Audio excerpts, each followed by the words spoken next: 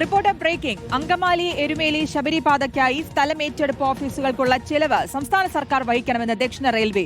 ഇക്കാര്യം ആവശ്യപ്പെട്ട് സംസ്ഥാന ഗതാഗത മന്ത്രാലയത്തിന് ദക്ഷിണ റെയിൽവേ കത്ത് നൽകി. 3 സ്പെഷ്യൽ തഹസിൽദാർ ഓഫീസുകളുടെ പ്രവർത്തന ചെലവ് സംസ്ഥാന വിഹിതത്തിൽ ഉൾപ്പെടുത്തണമെന്നാണ് അറിയിച്ചിരിക്കുന്നത്. സംസ്ഥാനം അയച്ച കത്തിനാണ് റെയിൽവേയുടെ മറുപടി. എ.വി. ജയശങ്കർ നൽകും വിശദാംശങ്ങൾ. ജയശങ്കർ, ലഭിക്കുന്ന വിവരങ്ങൾ എന്തൊക്കെയാണ്?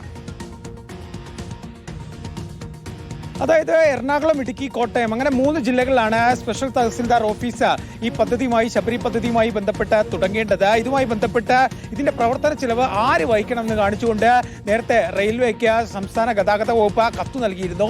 ഈ കത്തിനുള്ള ഒരു മറുപടിയാണ് ഇപ്പോൾ എന്തായാലും ദക്ഷിണ റെയിൽവേ സംസ്ഥാനത്തിന് നൽകിയിരിക്കുന്നത്. അതായത് ഇത്തരത്തിൽ തഹസിൽദാർ ഓഫീസുകൾ 3 ജില്ലയിലുമായി തുറക്കുന്ന ഘട്ടത്തിൽ ഇതിന്റെ ചിലവ് പൂർണ്ണമായും സംസ്ഥാന സർക്കാർ തന്നെ വഹിക്കണം.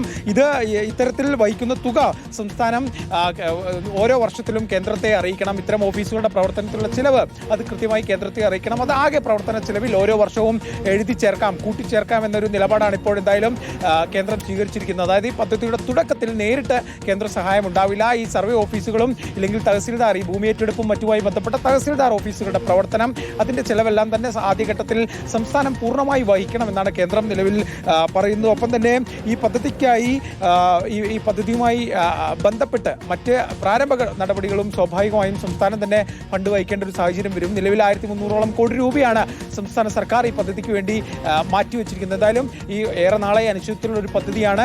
ഈ പദ്ധതി ഓരോ ഘട്ടത്തിൽ ഇത്തരത്തിൽ ഓരോ ഇടപാടുകൾ അങ്ങോട്ടും ഇങ്ങോട്ടും നടക്കുമ്പോഴും പദ്ധതി ചലിക്കുന്നു എന്ന ഒരു ശുഭവാർത്ത കൂടിയാണ് ഇതിന്റെ ഭാഗമായി വരുന്നത്. എന്തായാലും അധികം വൈകാതെ സംസ്ഥാന സർക്കാർ ഇതുമായി ബന്ധപ്പെട്ട് സ്പെഷ്യൽ തഹസിൽദാർ ഓഫീസുകൾ 3 ജില്ലയിലും ആരംഭിക്കുന്നതുമായി ബന്ധപ്പെട്ട നടപടികൾ എടുക്കുമെന്ന് തന്നെയാണ് നമ്മൾക്ക് ലഭ്യമാവുന്ന വിവരം. എന്തായാലും ആദ്യഘട്ടത്തിൽ ഇതിന്റെ പ്രവർത്തന ചെലവ് സംസ്ഥാനം വഹിക്കണം എന്നാണ് കേന്ദ്രത്തിന്റെ ഒരു നിലപാട്. അതാണ് 3 സ്പെഷ്യൽ തഹസിൽദാർ ഓഫീസുകളുടെ പ്രവർത്തന ചെലവ് സംസ്ഥാന വിഹിതത്തിൽ ഉൾപ്പെടുത്തണമെന്നാണ് അറിയിച്ചിരിക്കുന്നത്. എ.വി. ജയശങ്കറാണ് വിശദാംശങ്ങൾ നൽകിയത്.